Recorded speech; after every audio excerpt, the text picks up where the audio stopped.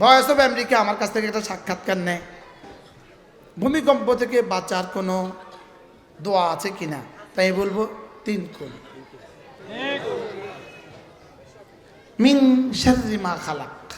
ওরা ভূমিকম্প থেকে বাঁচার জন্য মোবাইলে আর টেলিভিশনে বিবৃতি দেয় বুদ্ধিজীবীরা, যখনই ভূমিকম্প শুরু হবে আপনি নিরাপদে নিরিবিলিতে কোনো হইচই করা ছাড়া, লিফট ব্যবহার ছাড়া সিঁড়িতে রাস্তায় নেমে আসবেন।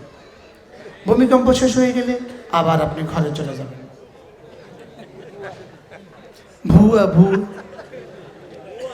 এ হলো বুদ্ধিজীবীদের ফর্মুলা। অর্থাৎ ভূমিকম্প ওনাকে জিজ্ঞেস করে আসবে, ভূমিকম্প ওনাকে কি করে আসবে বলেন না।